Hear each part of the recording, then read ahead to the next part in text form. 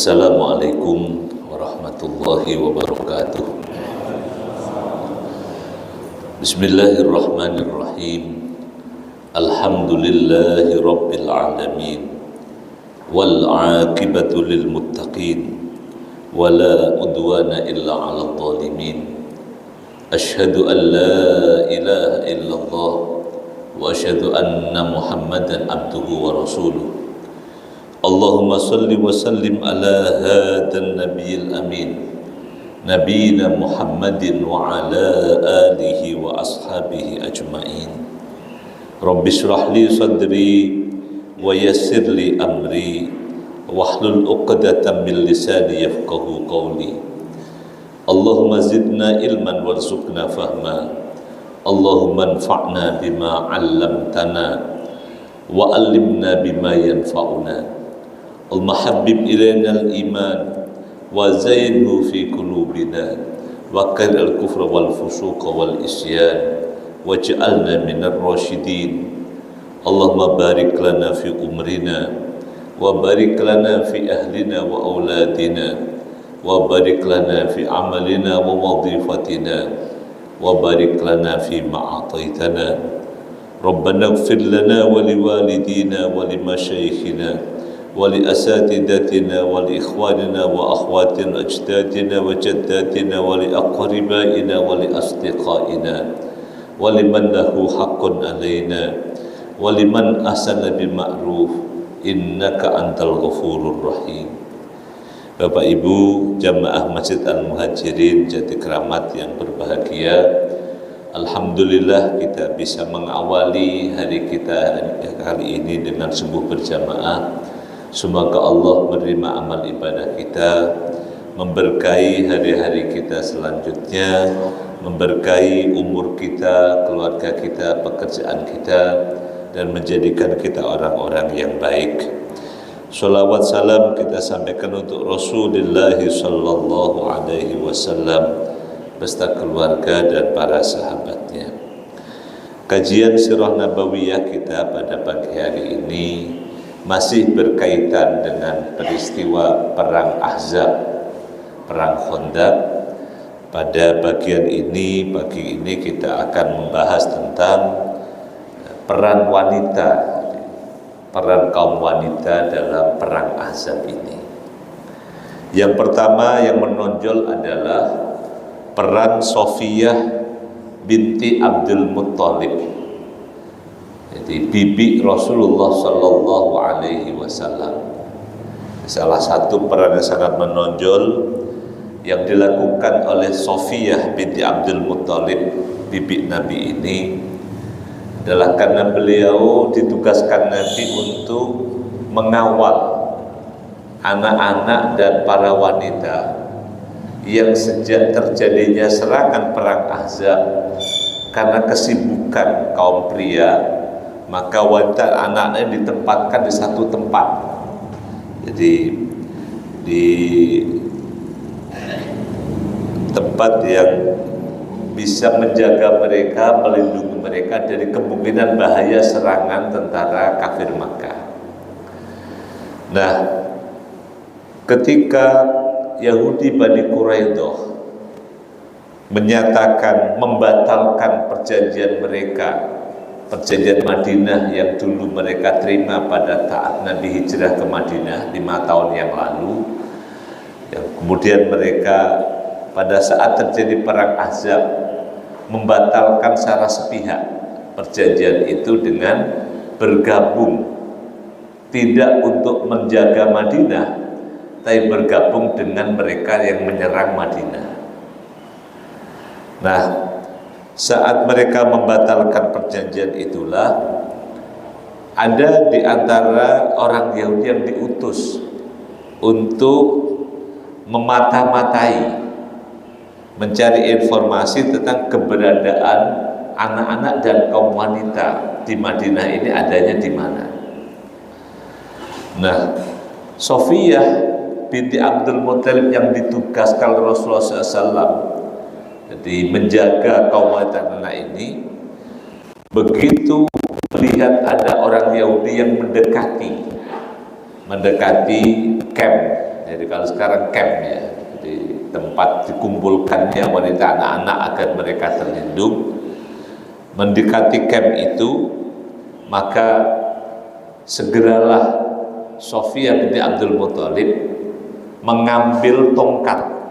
Jadi fa'akhodat amudan.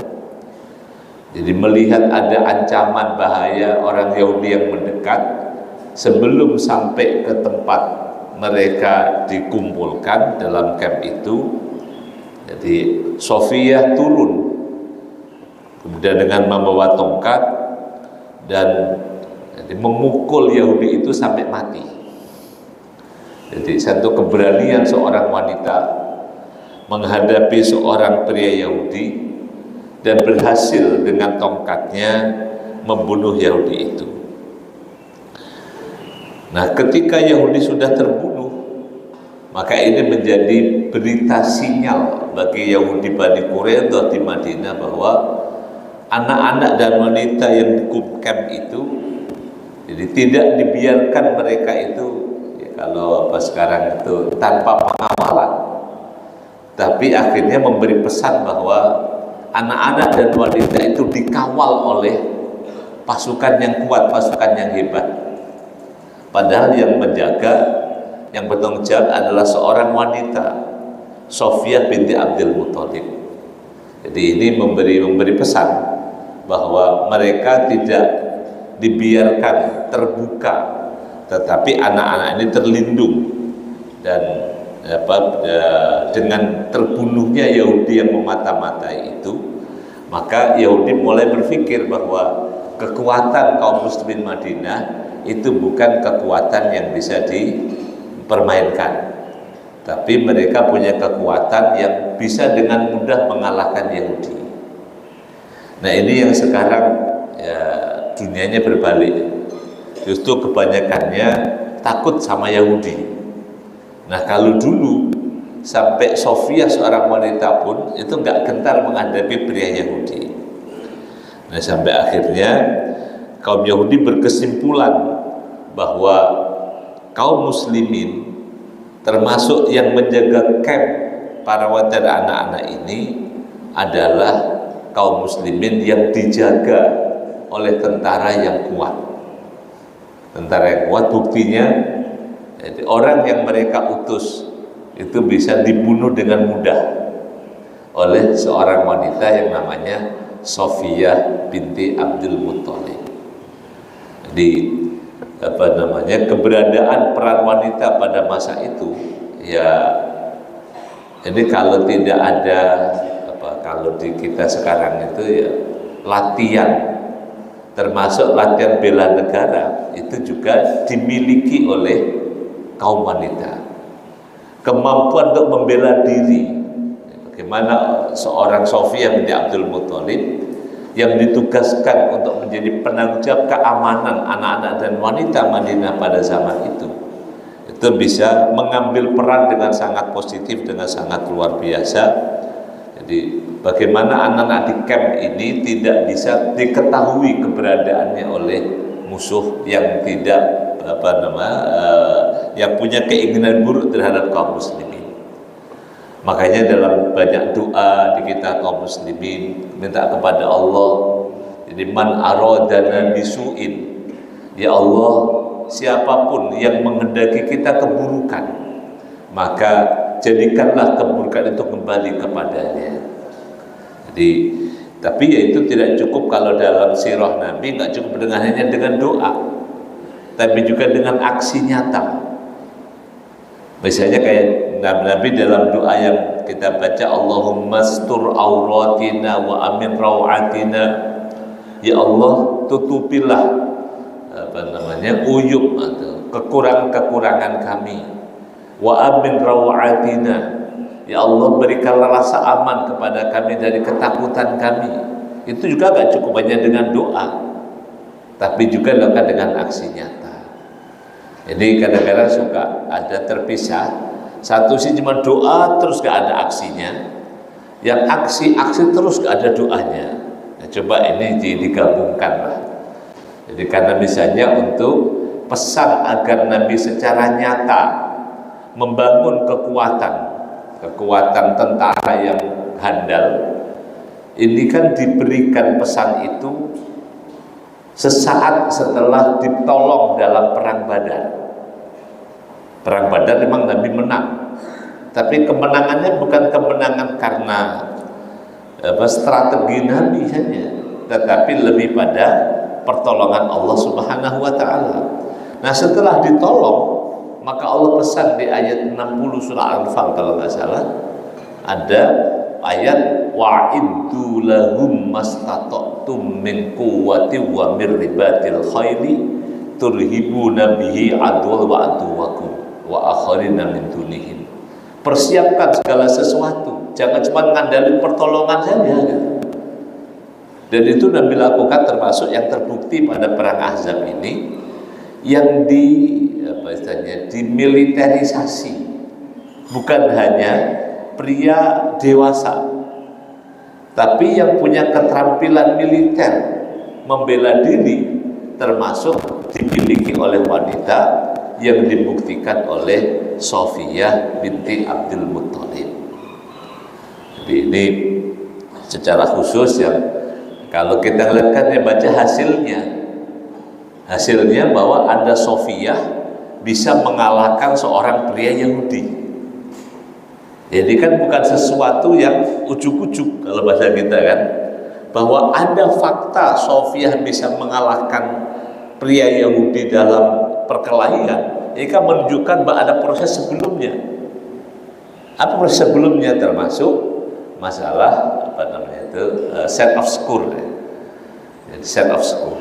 Jadi wawasan keamanan. Jadi ketika seorang ditugaskan untuk menjaga camp agar anak-anak dan wanita itu terlindung, ya mereka juga punya yang namanya scan of score itu, membaca kemungkinan potensi bahaya itu juga dimiliki. Jadi ini patut juga untuk menjadi pelajaran kita bahwa yang namanya kesadaran tentang keamanan, menjaga keamanan, yang faktanya bahwa kita bisa aman kalau kita kuat. Nah, termasuk yang harus punya kekuatan ini, keberanian ini adalah termasuk Sofiyah binti Abdul Muttalib. Nah, sekarang jangan sampai jadi misalnya wanita buru-buru ada musuh, ada cicak di rumah udah ketakutan, ada kecoa teriak-teriak. Ya, ini juga perlu kalau di salah satu materi pendidikan, saya pernah baca salah satu materi pendidikan keluarga tentang keterampilan wanita, maka diantaranya adalah kemampuan mengatasi masalah-masalah domestik di rumah tangga.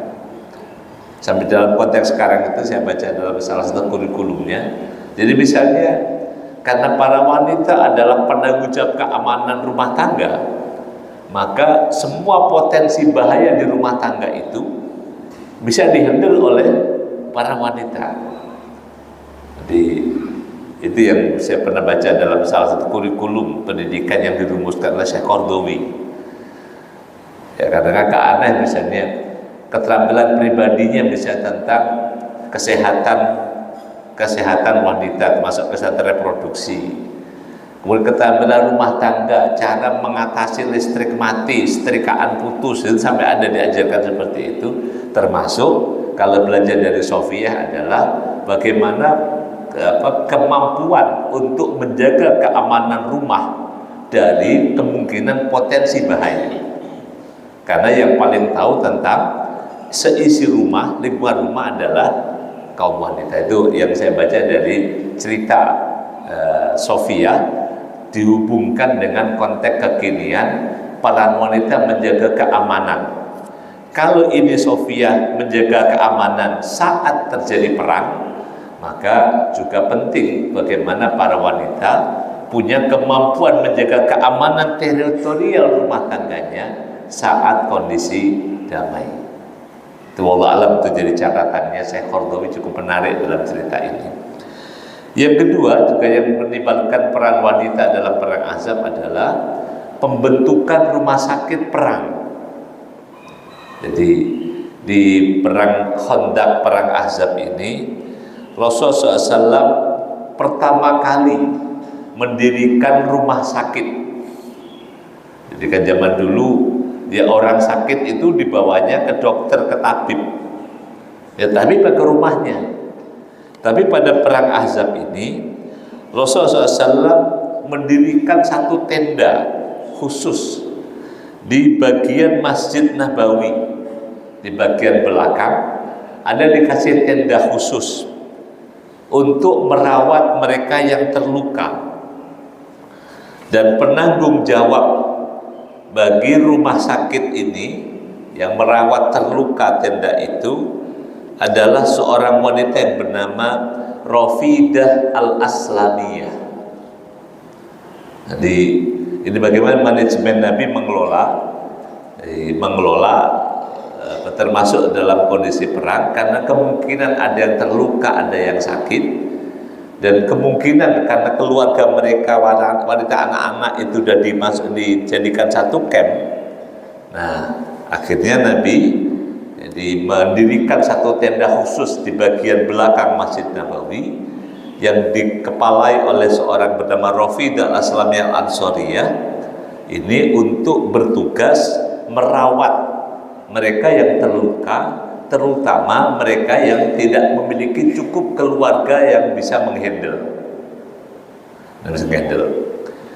Jadi ini yang kemudian kalau dalam sejarah tentang rumah sakit perang itu bisa kita sebut sebagai rumah sakit perang pertama kali dalam Islam adalah didirikan Rasulullah Shallallahu Alaihi Wasallam. Jadi kemampuan Nabi jadi membaca situasi, membaca perubahan, membaca keadaan. Jadi perang tidak hanya berpikir untuk menyerang dan mengalahkan.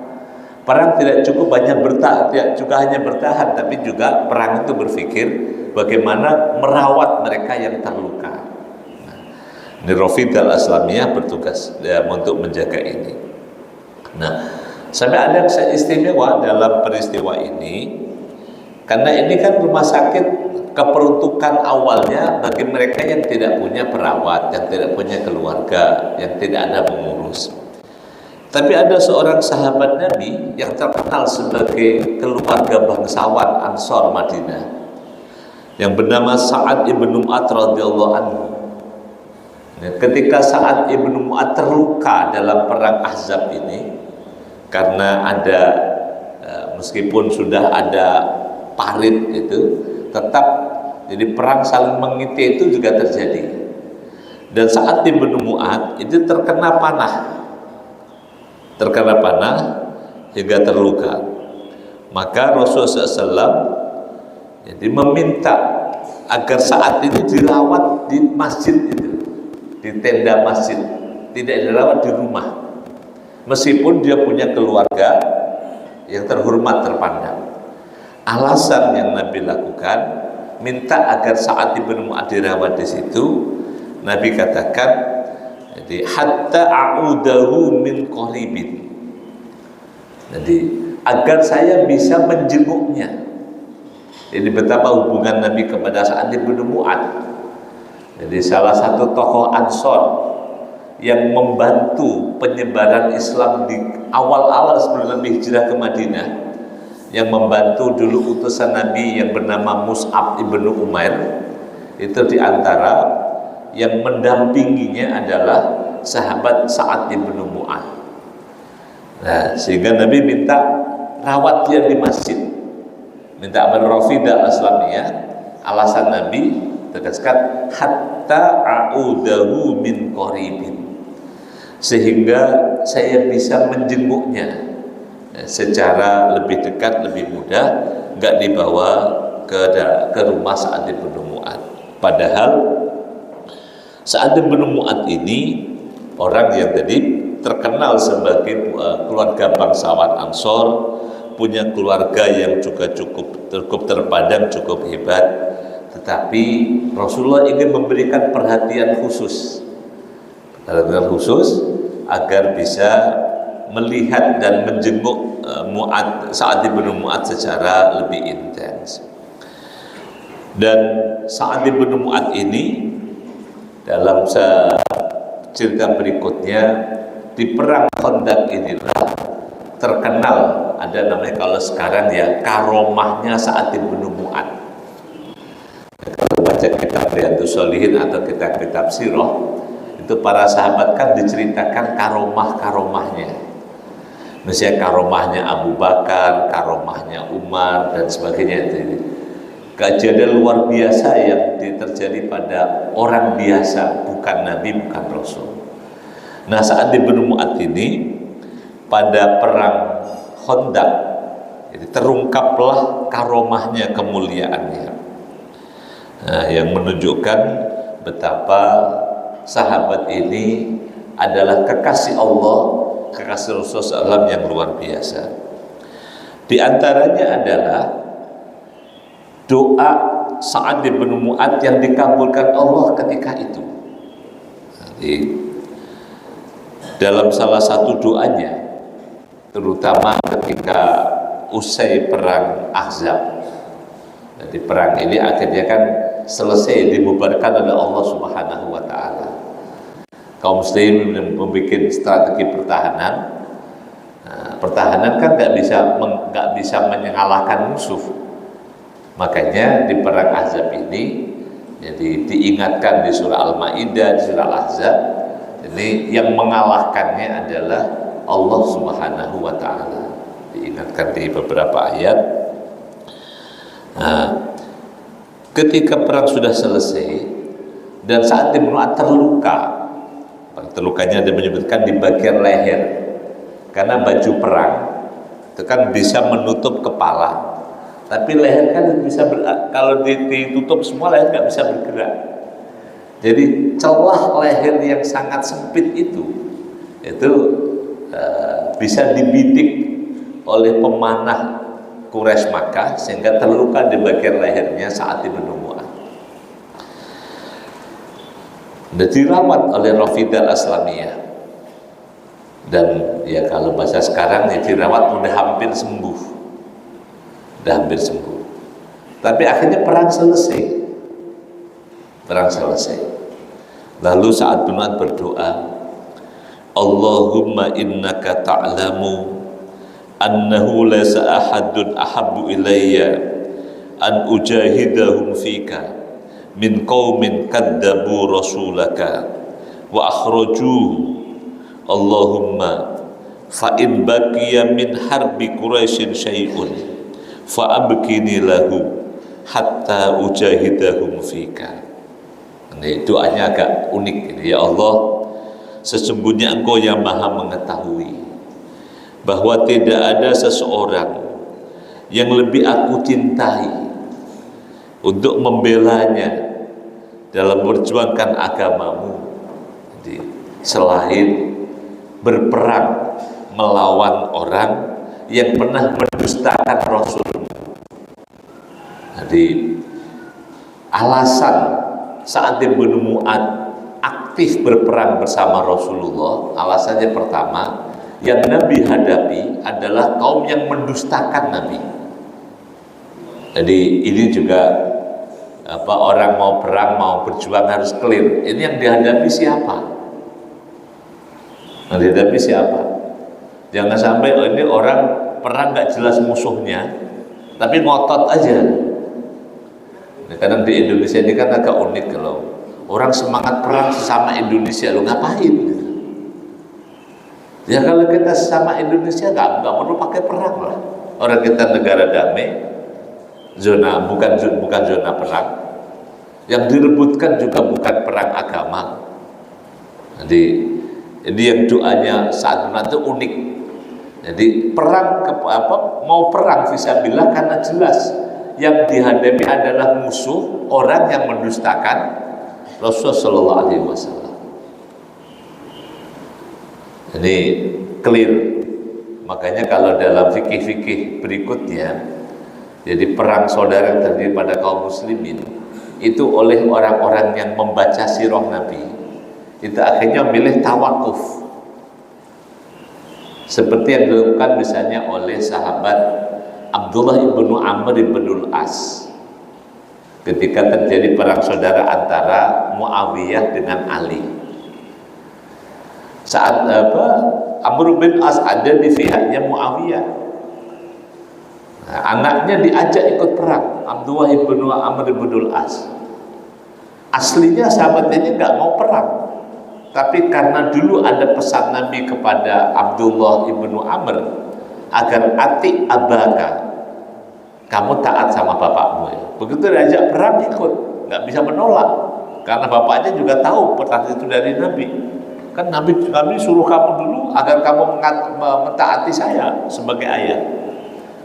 Tapi akhirnya ketika di medan perang milih tawakuf, hanya ikut tapi tidak ngapa-ngapain, karena perangnya bukan perang orang yang mendustakan Rasulullah, mendustakan agama. Jadi kalau dalam perang saudara seperti itu namanya perang antara penguasa dengan buhot. Itu pun nggak boleh membunuh, hanya boleh melumpuhkan. Hatta tafi'a ila amrillah. Makanya kalau di Indonesia kadang-kadang ada yang boleh menghalalkan darah sesama saudara muslimnya, ini kok fikihnya agak kelewatan. Jadi kalau perselisihan setajam apapun sama kaum muslimin, kita kan nggak boleh menghalalkan darah sesama orang-orang yang la ilaha illallah.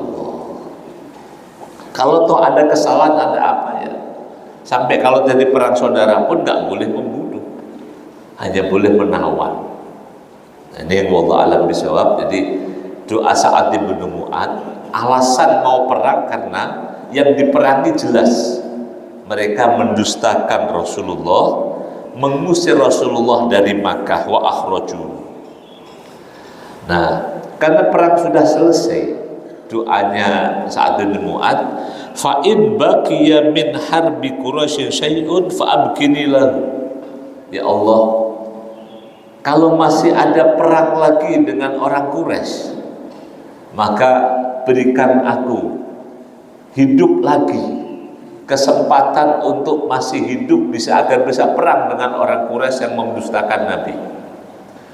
Allahumma fa in baqiya min harbi Quraisy syai'un fa abkini lahu. Ya Allah, kalau masih ada perang dengan orang Quraisy lagi, berikan kami waktu, berikan kami hidup agar bisa perang bersama Nabi menghadapi orang Quraisy. Hatta ujahidahum fika. Nah, ini doanya Sa'ad bin Mu'adz yang nanti menjadi salah satu mujabah karomahnya. Luka yang sudah hampir sembuh dirawat oleh Rafidah al-Aslamiyah, dan kemudian Sa'ad bin Mu'adz juga sudah berhasil jadi menyelesaikan tugas dari Nabi, memberikan keputusan hukum kepada Bani Quraidah yang membatalkan perjanjian Madinah secara sepihak, akhirnya kan dihukum. Nah, untuk memutuskan keputusan hukum itu, Nabi mengirimkan Sa'ad bin Mu'adz. Jadi Sa'ad bin Mu'adz dikirimkan untuk membacakan keputusan, memberikan keputusan hukum terhadap Bani Quraidah, karena Sa'ad bin Mu'adz ini jadi atas permintaan orang Yahudi, jadi mereka minta yang memberikan keputusan terhadap pengkhianatan janji mereka itu harus Sa'ad bin Mu'adz, karena Sa'ad bin Mu'adz ini adalah mitra koalisi Yahudi dulu sebelum Islam. Kan dulu ada Bani Aus, Bani Khosraj. Yahudi ada Quraidah, Qainuqa, dan Bani Nadir. Nah, ini mitra koalisinya Bani Quraidah ini adalah kabilah Ansor, kabilahnya Sa'ad bin Mu'adz. Ya, tentu Yahudi berharap kalau yang memberikan keputusan itu adalah orang koalisinya di masa lalu, akan diberikan keputusan yang adil, keputusan yang menguntungkan mereka. Tapi dalam cerita nanti pengusiran Bani Quraidah, jadi diputuskan oleh Sa'ad bin Mu'adz bahwa mereka harus segera meninggalkan Madinah Kalau bahasa sekarang dalam waktu 1 kali 24 jam, dan mereka hanya boleh membawa barang yang bisa diangkut dengan ontanya. Jadi mereka harus keluar dan kemudian bagi mereka yang terlibat, yang ikut dalam perang, membantu orang-orang Quraisy Makkah dalam dalam menyerang Madinah, maka ya hukumannya hukuman mati. Jadi itu antara keputusannya Sa'ad bin Mu'adz, ya karena membantu membahayakan Madinah, maka yang terbukti secara aktif ya harus dihukum mati. Nah itu diantaranya. Kemudian karena perang sudah selesai, Yahudi juga sudah kalah. Nah kemudian doa Sa'ad bin Mu'adz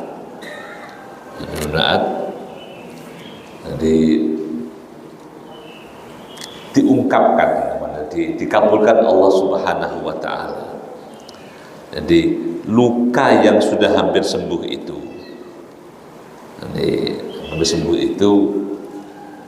akhirnya kayak bahasa sekarang itu terbuka lagi. Maka ketika lukanya terbuka, itu bukan mengeluh sakit, tapi malah bikin optimis. Yang agak unik doanya itu. Jadi kalimatnya Sa'ad bin Mu'adz ketika lukanya kambuh. Jadi dalam doanya, Allahumma fa inni adunnu annaka qad wada'tal harba baina wa bainahum fa in kunta qad wada'tal harba baina wa bainahum fafjirha waj'al mauti fiha. Jadi ketika lukanya itu kambuh, sakit lagi, itu malah optimis. Oh berarti ini perang sudah selesai, nggak ada lagi perang dengan Quraisy Makkah sudah menyerah. Sampai kalimatnya Sa'ad bin Mu'adz, ya Allahumma ya Allah, fa inni adunnu, sesungguhnya saya sudah menyangka, menduga. Adunnu itu dugaan kuat di atas 50%. Jadi sudah ada mendekati keyakinan. Sesungguhnya saya sudah yakin, kalau bahasa sekarang, annaka wada'tal harba baina wa bainahum, bahwa engkau telah menyelesaikan, menghentikan perang kami dengan orang-orang Quraisy. Jadi agak unik ya, orang lukanya kambuh tapi malah yakin berarti perang dengan orang Quraisy ini sudah selesai, karena doa sebelumnya, ya Allah, jadi tidak ada yang membuat kami lebih senang untuk berperang kecuali perang melawan orang Quraisy yang mendustakan Nabi. Nah, kalau masih ada perang, maka kami minta agar dikasih umur panjang. Jadi mintanya gitu kan, kalau masih ada perang dengan orang Quraisy, minta dikasih umur panjang. Dan begitu luka yang tadi hampir sembuh sampai sudah bisa menyelesaikan tugas, mengatasi keputusan hukum dengan Bani Quraidah, ini lukanya kambuh lagi. Dan begitu kambuh, optimis, berarti perang dengan orang Quraisy sudah selesai. Ya Allah, saya yakin bahwa perang dengan Quraisy sudah selesai. Udah nggak ada lagi perang dengan orang Quraisy. Nah begitu sembuh, malah doanya ini, boleh tiru apa enggak ya? Jadi sampai akhirnya doanya, Allahumma fa in kunta qad wada'tal harba baina bainahum fajirha waj'al mauti fiha. Ya Allah, kalau betul engkau telah menghentikan perang dengan orang Quraisy Makkah, udah nggak ada lagi perang Quraisy Makkah, maka ya Allah, fafjirha. Jadi kalau bahasa sekarang itu ya, luka ini pecahkan lagi lukanya. Minta lukanya itu dibikin luka yang makin parah. Ledakkan luka ini dan jadikan kematianku dalam luka ini. Minta matinya karena luka perang melawan orang yang mendustakan Rasulullah, mengusir Rasulullah. Pengen itu menjadi catatan kematiannya. Ini doanya enggak, nirunya enggak susah. Jadi orang minta yang matinya itu karena luka perang melawan orang kafir Quraisy Makkah. Minta itu menjadi catatan akhirnya. Padahal tadinya udah sembuh. Jadi wallah alam ini jadi agak unik. Jadi orang minta kesaksian kematian yang karena melakukan sesuatu yang menurut orang itu adalah sesuatu yang paling Allah cintai.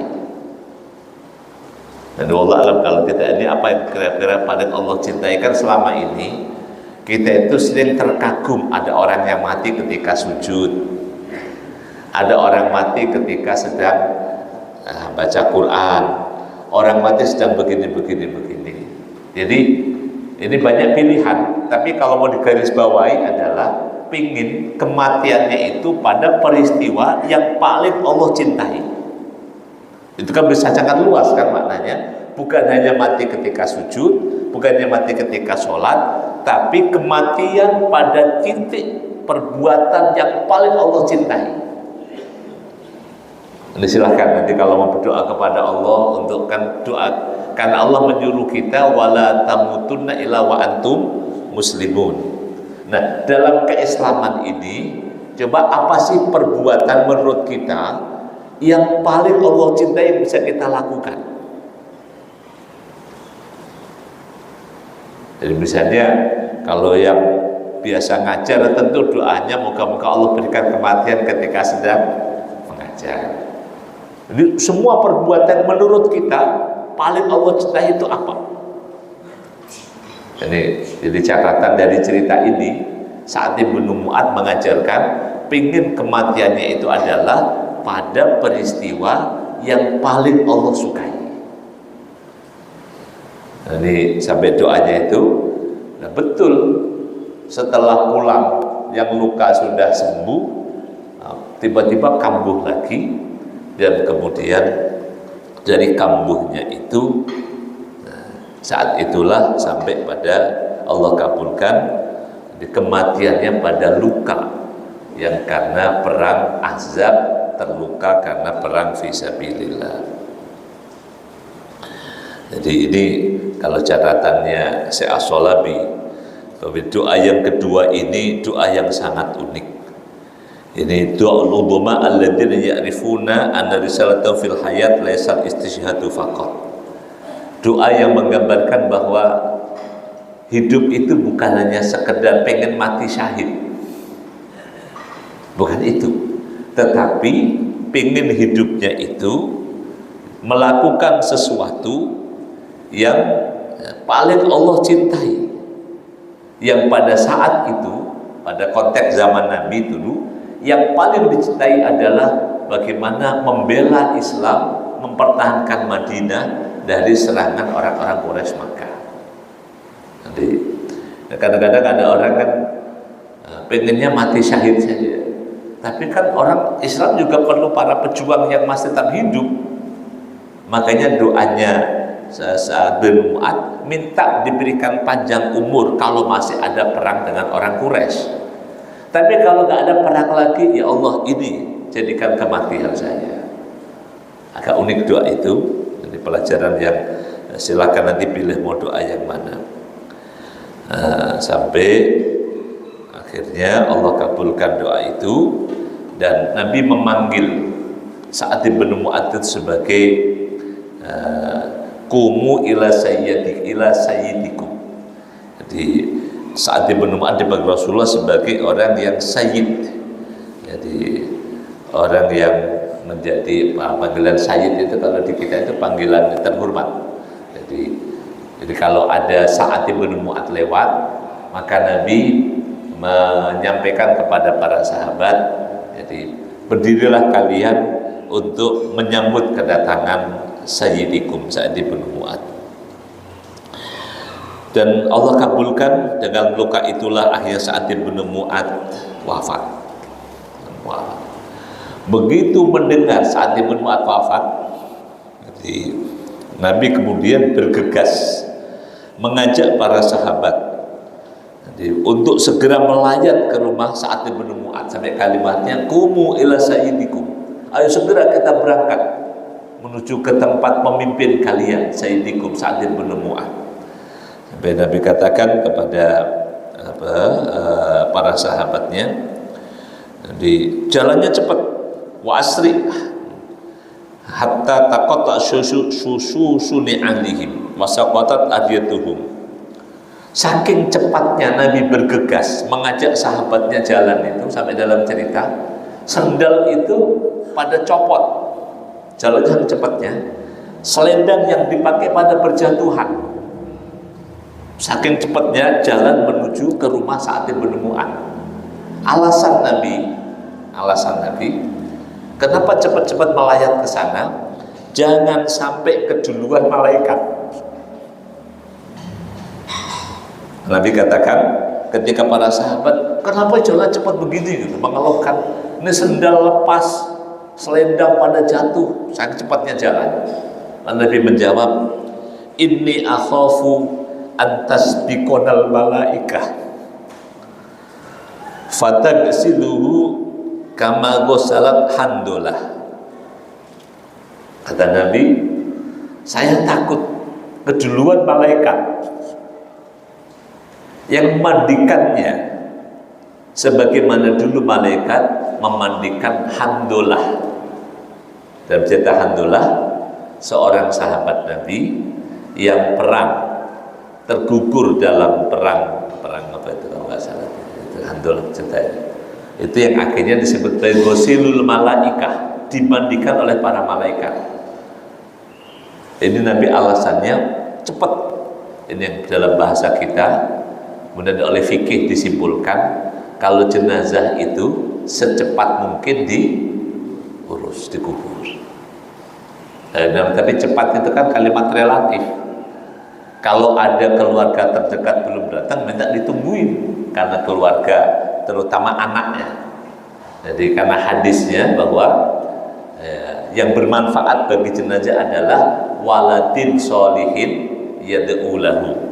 Dan juga ada hadis Nabi bahwa birrul walidain, anak kepada orang tua adalah mensolatkan orang tua ketika wafat. Maka nanti adabnya kalau ada anak yang bisa ditunggu. Tapi ini semuanya kalimat relatif. Ada anjuran mempercepat proses pemakaman, ada anjuran juga agar anak itu berkesempatan mensolatkan. Nanti menggabungkannya gimana? Nanti di lapangan akan ketemu. Ini alhamdulillah kembali sampai, jadi Nabi begitu cepat sampai jalannya nggak kebayang kan, jalan sendal sampai copot, selendang pada jatuhan. Alasannya jangan sampai keduluan malaikat. Nah, itu kan gambaran bagaimana kemuliaan sahabat Sa'ad bin Mu'adz ini yang dirawat oleh Rafidah Al-Aslamiyah. Nah, sampai akhirnya saat di rumah Sa'ad bin Mu'adz, dan Rasulullah sendiri yang ikut memandikan jenazah itu sebagai bentuk kehormatan. Enggak sembarangan orang dimandikan Rasulullah Shallallahu Alaihi Wasallam, karena ini adalah Sayyidul Ansor. Nah, maka sampai ibunya yang menangis karena kematian Sa'ad bin Waqqas, Sa'ad bin Mu'adz ini akhirnya berubah, merasa bahwa anaknya bukan sembarangan anak. Jadi ini kadang juga kehadiran orang yang dimuliakan oleh keluarga. Jadi tadinya ibunya sangat berduka, anak yang dibanggakan itu wafat, gugur syahid, duka sekali. Tapi begitu Nabi datang dan Nabi memandikan, maka duka itu berubah menjadi bahagia. Jadi ini dukanya menjadi berubah, tidak terlalu dalam, karena ada kehadiran Rasulullah Shallallahu Alaihi Wasallam. Sampai akhirnya setelah dimandikan, disolatkan dan setelah dimakamkan. Kesaksian para pelayat yang memakamkan Sa'ad bin Mu'adz. Jadi para sahabat yang mengurus jenazah Sa'ad bin Mu'adz itu mengatakan, ma hamalna ya Rasulullah mayitan akhaffu alaina minhu. Tidak pernah kami mengurus ngangkat jenazah yang lebih ringan dibandingkan dengan mengangkat jenazahnya Sa'ad bin Mu'adz. Belum pernah ada jenazah yang diurus dengan seringan itu cara mengangkatnya. Dan kita kadang-kadang kan ngangkat jenazah itu berat gitu. Tapi ini Sa'ad bin Mu'adz, kata sahabat, para sahabat yang ngurus selalu bawanya ringan, semua nggak pernah ada yang berat. Kata Nabi, wa banyalan ya khuffa, gimana nggak ringan? Kata Nabi, gimana nggak ringan? Wa qad habata minal malaikah kada wa kada sumayah bit lam yahbitu qattu qabla yaumihim qad hamaluhu ma'akum. Kata Nabi menimpali gimana nggak ringan. Orang para malaikat turun kada wa kada, sekian banyak malaikat turun, dan malaikat itu nggak pernah turun sebelumnya, sebelum mengurus, sebelum hari kematian Sa'ad bin Mu'adz. Dan para malaikat itulah yang membawa jenazah Sa'ad bin Mu'adz bersama dengan kalian. Qad hamaluhu ma'akum. Qad hamaluhu ma'akum. Malaikat itulah yang mengangkatnya, yang membawanya, sehingga para sahabat yang gotong ya memang nggak terasa orang yang gotong malaikat. Jadi sesungguhnya yang mengurus jenazah adalah para malaikat, tapi dohirnya memang para sahabat yang Nabi katakan jangan sampai keduluan. Ternyata ya memang keduluan malaikat yang mengurus malaikat. Jadi dalam kitab An-Nasai dari Abdullah bin Umar, adadul malaikal ladzina syaraku fi tasyanazati Sa'ad faqad qala hadal abdus salih alitaharraka lahul arsyu wa futana abwabus samai wa syahidu sab'una alfan minal malaikah lam yanzilu ilal ardi qabla dzalika laqad dumma dummatan sma afraja anhu. Dalam hadis dari Ibnu Umar dalam kitab An-Nasai, bahwa Nabi bersabda, hadal abdus soleh, Sa'ad bin Mu'adz adalah hamba Allah yang soleh, alladzi taharraqal arsy, ketika wafat sampai aras pun bergetar, wafat lahu abwab wa futat abwabus sama, pintu langit dibuka untuk menyambut ruh Sa'ad bin Mu'adz, wa syahidahu sab'una alfan minal malaikah, dan disaksikan oleh 70.000 malaikat, lam yanzilu ilal ardi qabla dzalik, 70.000 malaikat yang tidak pernah turun ke muka bumi, karena keberadaan malaikat ketika ada di langit. Ini sampai ada 70.000 orang yang malaikat yang melayat saat Ibnu Mu'adz ketika wafat. Laqad dumma dummatan summa afrija anhu, para malaikatlah yang memeluknya dan membawanya, baru nanti dilepaskan ketika dimakamkan. Jadi Rasulullah SAW ketika melepas, jadi ada tradisi, kalau sekarang diantaranya ada tradisi melepas jenazah. Kalau di kampung-kampung itu suka orang sebelum jenazah, sebelum dibawa ke masjid, maka ada pelepasan jenazah, ritual itu. Atau kalau di tentara ada penyerahan dari keluarga kepada Nabi yang melepas jenazah Sa'ad bin Mu'adz. Jadi hanya mengatakan kepada keluarganya di hadapan jenazah itu, Nabi katakan, jazakallahu khairan min sayyidi qaumin faqad anjazta ma wa'adtahu wa la yunjizakallahu ma wa'adaka. Di dalam kalimat pendek Rasulullah SAW melepas jenazah Sa'ad bin Mu'adz dengan mengatakan, semoga Allah membalas engkau dengan balasan yang baik sebagai pemimpin kaum Ansor. Engkau telah melaksanakan janjimu kepada Allah. Laqad anjazta ma wa'adta, karena janjinya orang Ansor kepada Allah kan membela Nabi. sebagaimana mereka membela keluarganya. Engkau telah menunaikan janji itu dan pasti Allah akan menunaikan janjinya. Itu kalimat yang sangat singkat tapi padat maknanya. Nabi melepas jenazah itu dengan mengatakan, jadi jazakallahu khairan min sayyidi qaumin faqad anjazta ma wa'adtahu wa la yunjizakallahu ma wa'adaka. Engkau telah menunaikan janjimu kepada Allah, maka pasti Allah akan menunaikan janjinya kepadamu.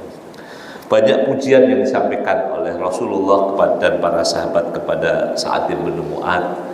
Salah satu orang yang tadi dirawat oleh Rafidah Al-Aslamiyah, yang sampai kemudian terbukti kemuliaan dan karomahnya. Ketika dimakamkan, yang masuk, yang melayat, kalau memasukkan ke dalam liang, selama ini kan 3 orang, ini berebut. Sampai akhirnya Nabi izinkan untuk memasukkan yang ada di kuburan ini ada 4 orang. Nabi izinkan karena berebut, orang pada mau meletakkan itu. Nabi izinkan adalah Haris ibnu Aus, Usaid ibnu al-Khudayr, Abu Nailah, Salkan ibnu Salamah, dan Salamah ibnu Salamah ibnu Wakash. Rasulullah berdiri menyaksikan jenazah itu diletakkan di dalam kubur, dan ketika sudah diletakkan, Rasulullah SAW tampak wajahnya berubah, tadinya murung, agak sedih, kemudian tambah sedih kembali, dan Nabi bertasbih 3 kali, sabbaha salasan, subhanallah, subhanallah, subhanallah. Dan para kaum muslimin yang melayat menyaksikan pemakaman itu pun juga mengatakan subhanallah, subhanallah 3 kali. Nabi bertakbir 3 kali, dan kaum muslim pun bertakbir 3 kali. Lalu Nabi ditanya, kenapa kok Nabi bertakbir dalam pemakaman itu? Kata Nabi, tadayyaqa ala sahibikum al-qabra wa dhamma dhammatan la naja minha ahadun la najahu tsumma farajallahu anhu. Tadinya kuburan itu menyempit, tapi kemudian Allah selamatkan.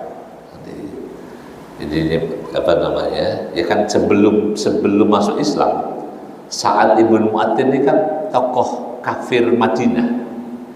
Maka diceritakan tadinya tanah itu menyempit, tapi kemudian apa namanya?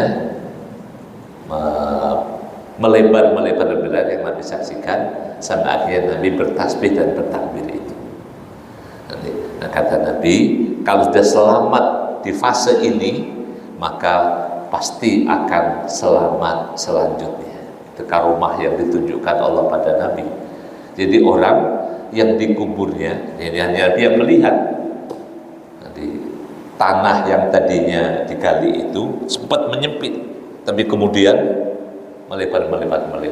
Dan Nabi katakan, ya, kalau sudah selamat di sini, pasti selanjutnya akan selamat. Wallahu a'lam bishawab. Ini sahabat Nabi Sa'ad bin Mu'adz yang wafat dalam masih usianya belia 37 tahun, masih muda untuk ukuran para sahabat Nabi. Semoga Allah Subhanahu wa taala memberikan pelajaran kepada kita untuk bagaimana menjadi muslim. Jadi kalau tadi para wanita menjadi seperti Sa'ad bin Mu'adz, salah satu sahabat yang Nabi sebut sebagai sayyidikum. Demikian masih ada tentang di perang Ahzab ini. Yang berikutnya itu agak enak, yaitu kematian tokoh Yahudi Huyai ibnu Akhtab. Masih terkait dengan perang Khaybar. Cukup insyaallah. Ada yang mau disampaikan? Di dalam konteks sekarang ini sampaikan disinggung sedikit bahwa wanita tetap punya peran, termasuk dalam perang Skur of keamanan. Jadi tetap punya peran itu, dan sesuai dengan porsinya. Nah, kenapa kok sampai Sofiyah binti Abdul Muthalib punya kemampuan itu? Ini kan nggak mungkin kemampuan dadakan. ini kan terlatih. Jadi sense of secure itu tentang kewaspadaan terhadap keamanan. Nah, kalau untuk konteks kita sekarang sama aja, keamanan yang menjadi tanggung jawab kita. Kalau para wanita kan yang Nabi amanahkan, wal mar'atu ra'iyatun fi baiti zawjiha wa hiya mas'ulatun anha. Para wanita adalah pemimpin di rumah suaminya. Itu rumah domestiknya itu kan. Nah, rumah dalam bahasan kita kan sekarang ada rukun rukun tangga, rukun warga. Bisa jadi dalam zona damai yang harus dilindungi keamanan oleh para wanita bukan hanya rumah tempat dia tinggal, tapi juga sampai pada lingkungan sekitar yang menjadi wilayah lingkungan tempat tinggalnya. Jadi sense of secure ini yang juga tadi saya singgung, ini harus juga dimiliki oleh para wanita. Nah, ini yang mohon maaf kalau koreksi saya kebablasan di sebagian wanita hari ini. Jadi porsi untuk menjaga keamanan rumah dan lingkungan itu terkalahkan oleh keinginan peran wanita di luar rumah. Ini mohon maaf ini saya bentuk konteks saya koreksi. Jadi alasan sekarang kesetaraan gender dan sebagainya, maunya sama dengan pria, ya silakan. Tapi yang menjadi domain pembagian kerja yang Nabi tegaskan bahwa penjaga keamanan rumah itu adanya tanggung jawabnya wal mar'atu ra'iyatun fi baiti zawjiha. Ini problem masyarakat modern hari ini, kepingin tampil eksis di luar tapi rumahnya mohon maaf ya. Jadi rumah berantakan, anak tidak merasa aman tapi ibunya happy. Itu kan? Coba kalau ini kita dudukkan lah. Jadi wanita punya sense of secure, menjaga keamanan. Bagaimana anak, mohon maaf kalau kita yang pernah pengalaman masa kecil, kalau kita berkelahi di luar rumah, main berkelahi, itu larinya kemana Pak? Zaman dulu pulang ke rumah kan? Kenapa pulang ke rumah? Karena berharap di rumah itu dapat ada orang tua yang akan melindungi. Kalau yang seringnya kalau berkelahi itu kan yang paling dekat rumah paling berani, kalau jauh nggak berani. Kenapa? Ya makin dekat rumah makin tenang. Pengalaman yang dulu zaman kecilnya suka berkelahi itu pasti tahu lah. Jadi rumah itu memberi rasa aman bagi anak-anak, bagi suami. Ini kan di era sekarang, karena orang tuanya, ibunya nggak ada di rumah. Begitu anak punya ketakutan di luar rumah, pulang dapatnya apa? Akhirnya nanti dampak berikutnya, karena akumulasi ketakutan yang tidak terobati, habis bermasalah dengan teman-temannya di luar rumah berkelahi, sampai di rumah nggak ada yang melipur, akhirnya diakumulasi. Nah, kesedihan, kekalahan, kecelakaan yang terakumulasi, ini kalau nanti dalam cerita psikologi itu akan bisa menjadi kekecewaan dan pendendam. Misalnya itu tentang bagaimana peran ibu memberi rasa aman bagi anak-anak. Seterusnya, bagi suami misalnya, suami kan bisa nyaman kerja keluar rumah karena yakin urusan rumah beres. Coba kalau bapak-bapak yang mau kerja bahkan keluar kota, tapi di rumah gak yakin ini akan beres, pasti gak nyaman.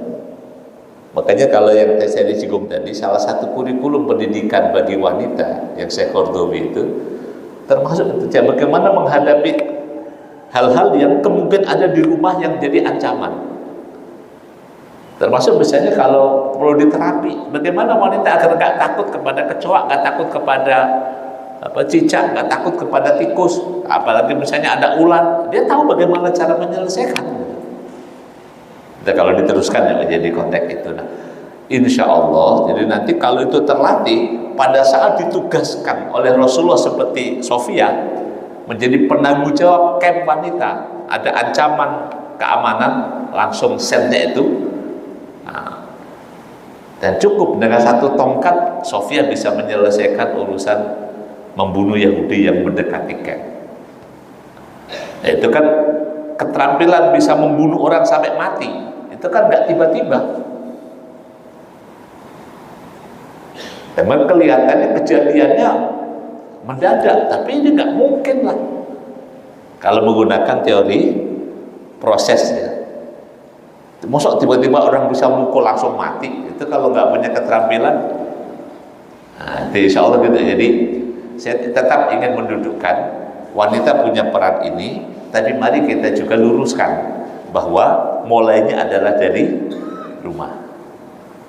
Jadi kita gabungkan antara hadis Nabi wal mar'atu ra'iyatun fi baiti zawjiha. Sambil seterusnya nanti. Kalau itu sudah menjadi mindset bahwa wanita kami punya tanggung jawab menjaga keamanan rumah, keamanan lingkungan, nanti bisa jadi Pak Hansip juga akan lebih tenang.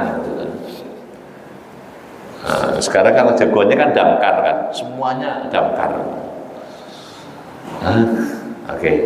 Kemudian yang kedua tentang doa tadi saya garis bawahi tadi doanya Sa'ad bin Mu'adz. Jadi silahkan dalam catatan saya adalah pilih mana perbuatan yang paling Allah cintai sebagai muslim dan kita minta ya Allah di titik itulah ya Allah matikan saya. Makanya kalimatnya kan wala tamutunna illa wa antum muslimun diawali dengan ittaqullaha haqqa tuqatih. Dan saya yakin setiap orang punya amal terbaik, profesi terbaik, amalan terbaik. Nah, silahkan mohon kepada Allah di titik kebaikan itulah semoga Allah akhiri kehidupan kita, sehingga pada puncak haqqatu qotihnya itu definitif. Dan itu kan menarik pelajarannya dari Sa'ad bin Mu'adz. Minta diberikan kematian pada perbuatan yang paling Allah cintai sesuai dengan ruang dan zaman dia hidup. Oke, misalnya kan hebat kalau misalnya ada orang pengacara, dia dipanggil Allah pada saat membela orang terdolimi. Itu kan misalnya gitu kan. Bisa jadi ada misalnya ibu-ibu yang dipanggil Allah pada saat sedang menyiapkan makanan untuk keluarga. Bisa jadikan itu amal terbaik. Makanya jangan dibatasi bahwa yang husnul khotimah hanya yang mati dalam keadaan sholat, keadaan suka, keadaan tilawah. Jadi semua perbuatan yang terbaik sesuai dengan konteks ruang dan zaman kemampuan orang itulah semoga itu adalah haqqatu qotihnya. Gimana kalau gitu? Jadi lebih terbuka kan? Jadi tidak dibatasi dengan amal tertentu. Oke, insya Allah sudah saya clear ya. Terima kasih banyak. Mohon maaf. Cukup, Mas Indra, silakan.